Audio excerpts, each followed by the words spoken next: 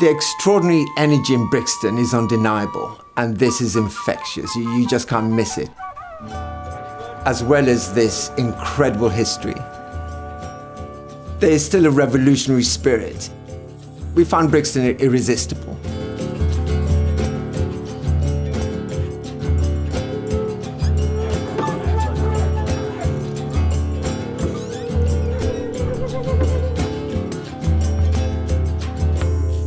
I'm ready as I'll ever be. My name is Abe Odedina. I'm an artist, and I live in Brixton, South London. I'm a Londoner, but made in Nigeria. We've been living in this house for 34 years. At the best of times, this is a full house. I share it primarily all the time with Sarah, my wife, who is, I believe, an amazing ceramicist, and of course with the wonderful Belle, and two Dachshunds.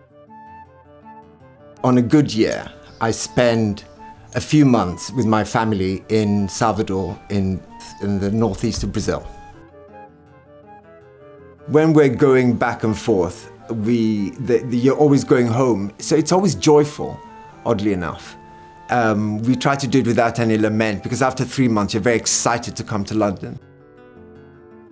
One thing that characterizes our house is a lack of a vision. What we've done is to try to make a space that's comfortable and habitable for us. Because we live and work here. A house can be a tyranny, you know. There can be a way in which you're locked up in different rooms and somehow you're out of touch, but this house brings us together. It's where we live, it's where we make things. We're making it work, like a tortoise and its shell. We simply surround ourselves with the things that we need to live. We share our lives with objects, we all do. It helps to make this meaningful.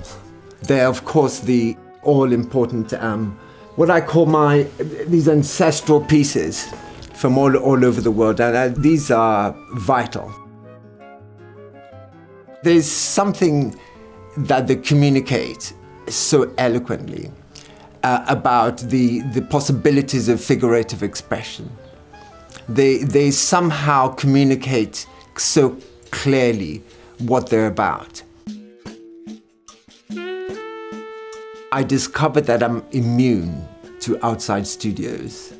I just didn't seem to be able to get on with them. Gorgeous things with North Lights and all of that palaver, they just didn't work. The dogs didn't like them. It was just, the coffee is not as good, the commute, it's just, you know, why bother?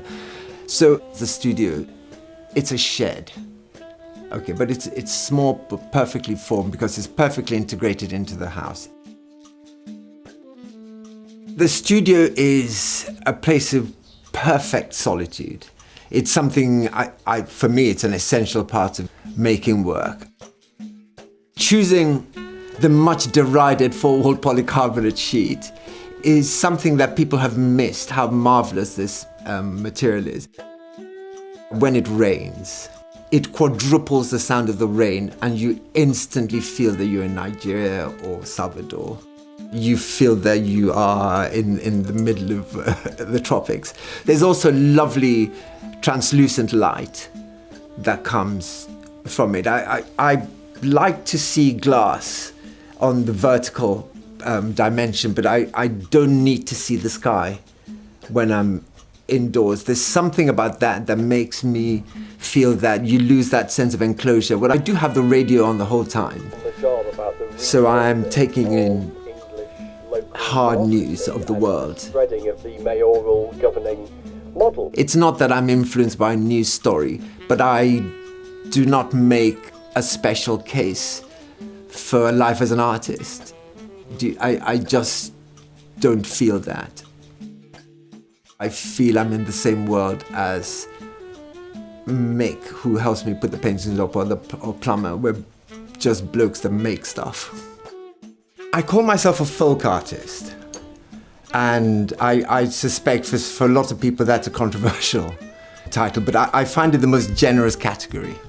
It covers all my interests, and it suggests a healthy relationship with history and the community.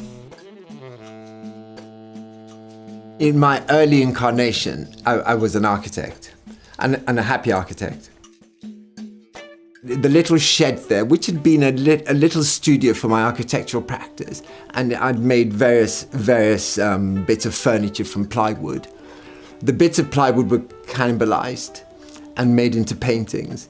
So that was a very elegant bit of recycling, I thought.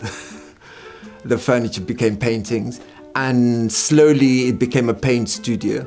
At the core of my work is somehow exploring our daily triumphs and tragedies. My figures are not from nature, they are made up. They are, I suppose, borrowed from experiences in real life, people I know, borrowed sources. And what I try to do is orchestrate these figures to explore ideas around our common humanity. When I'm in the studio, I'm not literally in the painting, but it feels like I'm in the painting because of the size. Now, it's quite important I keep it that way for a while. And when the painting gets to a particular point, then I take it into the house, where I have a bit more perspective. I can look at it from a distance and see how it's going. But also important not to do that too early, because if I do that too early, I get to a point where I'm tweaking things. I'm just tweaking little things rather than just feeling it and carrying on with a degree of faith. But this chap seems all right. The Cowboy Prince.